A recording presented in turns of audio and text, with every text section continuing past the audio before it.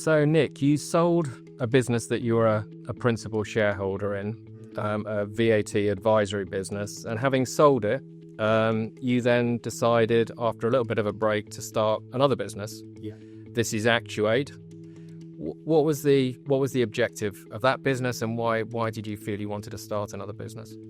So I think the biggest takeaway for me from the Accordance experience was realising just how important people are to the functioning of an organisation. You can have as grand, elaborate, interesting a strategy as you like, but if you don't have the right people in the right relationships with each other, the right dynamics, people motivated and aligned around the vision, it's just not going to work. What I wanted to do, I retrained as a coach and a psychometrics practitioner because I wanted to be able to bring my professional experience and be useful to people in running businesses with my professional experience, but also bring the maximum kind of human understanding to it as well, because for me it's this intersection between people and strategy. If you can get that right, that is where businesses really start to flourish. And I think this is something that I realise, this isn't fluff. If you really want an organisation to work, you've got to pay attention to this people and strategy interaction. And I'd like to be able to bring that to the SME sphere and into the professional services sphere as well. So I guess you've worked with all sorts of businesses since you've started This Is Actuate. Have you seen similarities between the challenges that some of those business owners? Yeah, there's a lot of similarity. All sectors have their specific kind of commercial challenges, but underneath that you've got a kind of recurring human drama. If you look at a board, the functioning of a board, you will see certain kinds of tensions that repeat, certain kind of personality types that are present. You can see this. I mean, in professional services, there's a kind of recurrent thing around when people are going for promotion across different types of firm. The kinds of challenge or insecurity or whatever that people feel. So yes. Do you think having been through your own exit as a business owner gives you a different perspective than some of the other coaches that might be out there? I think so. I think the difference is that I mean, especially with the business owners, I understand the pain. I mean, a massive thing for business owners is being able to maintain the confidence of the staff, and of course, people can find it difficult to do that at the same time as encouraging very broad thinking, because it looks like, are you undermining the strategy that you have, or do you not believe in what you're doing? So coaching gives particularly business owners a space where they can explore things properly, but without it, for them, there's not the issue about potentially being seen as being weak, which is a big thing. And when you started the business, I know because we talked at this time, you were doing the coaching yourself. So you were the first coach. You were testing it yourself. How have you gone about that? So my sort of rule of thumb about adding people is that one, I actually know them and have worked with them closely, and that they're people that I like a lot, but also that they can bring something new. So I'll get a couple of people joined recently. There's a guy called Ian White.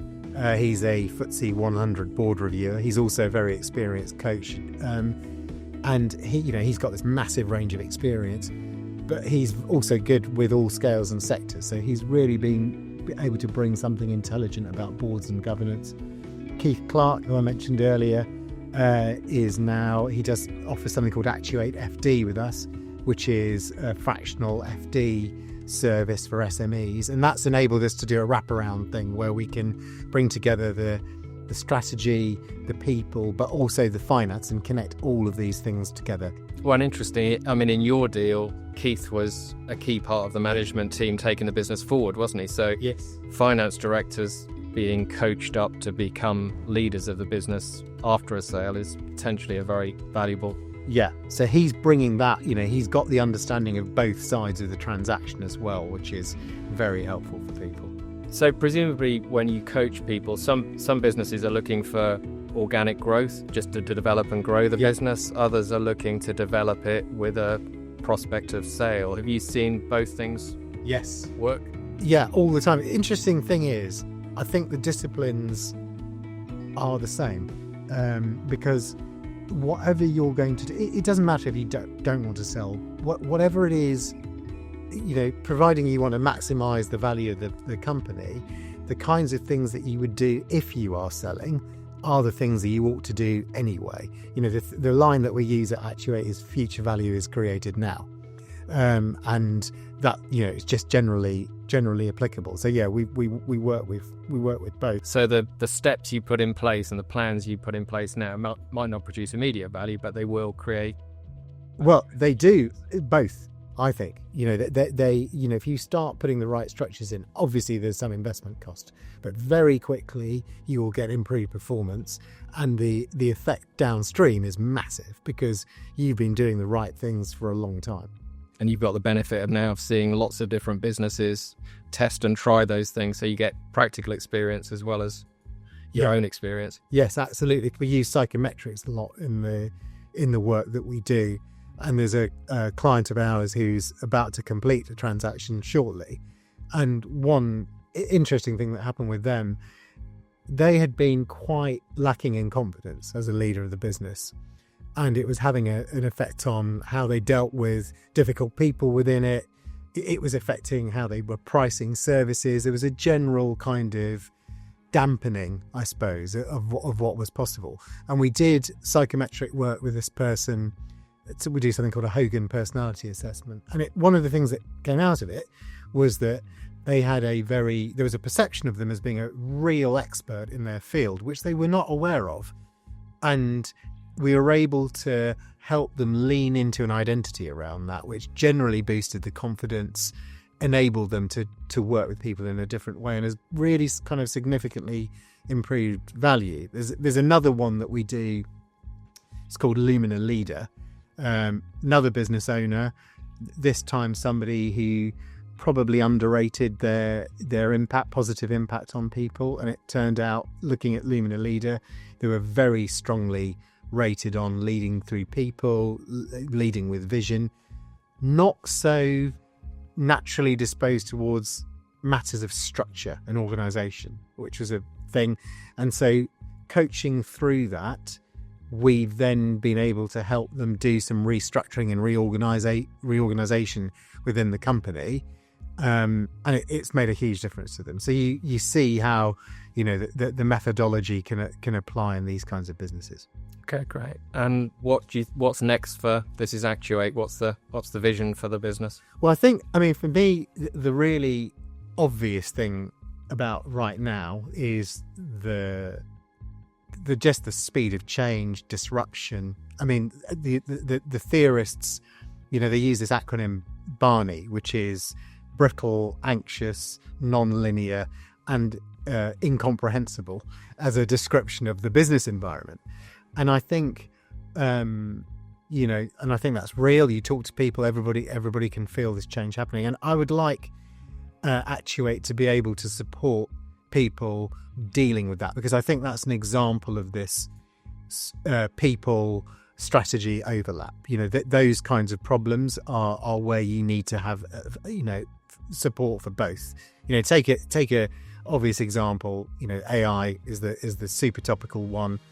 And I'd like Actuate to be able to help people both with the actually finding a way to use it that's productive, which is not self-evident a lot of the time, but also around the human side of this, because it's a big challenge for people around identity. What do we mean now as professionals in a world where the technology can do so much, and how do we adapt to that? And I think it's bringing those things together where there's real value, and that's what I want us to be able to do with boards, with leadership teams, in SMEs and professional services.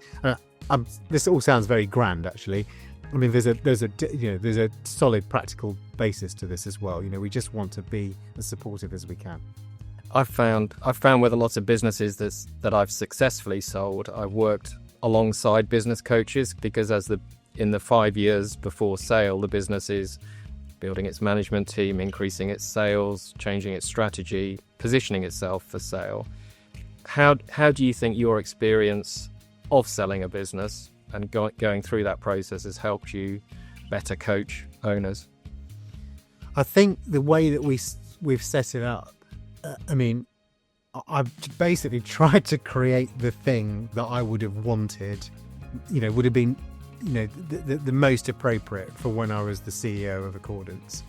And for me, obviously outside things like the law and stuff, but for me, the most important thing was, can these people come in and give us some facts around how we need to organise ourselves for a successful transaction? Can they contribute, concretely to strategy around that? But also, can they bring some intelligence around the human dynamics? How do we align the people in practice with this strategy? What do we need to do? How do we engage with them? How do we make people feel valued? And if that's what we wanted, and we got it, we went to various different places to get it, but we got it. And what I wanted to be able to do was just to bring it together in one thing, and also to have an offering which people could bring in early, like we saw people early because of this future value is created now. You want to start as soon as you can. I see a lot of the time people trying to get their organisations sorted out basically 10 minutes before they're trying to do a deal, and you can do it, but you won't get the value, and 2, it won't be as enjoyable a journey either. And I think you're nodding, I can see, and we know this. It's really worth making the contacts early. Having seen now a range of businesses and been involved in coaching them, how do you feel about the entrepreneurial community in the Southeast and in the country? Is it inspiring? Is it encouraging? It's incredible. The depth of talent. I only know Southeast and London, and the stuff that's going on here is fantastic. So for me, it's a pleasure to be able to work with the people I've worked with. Thank you.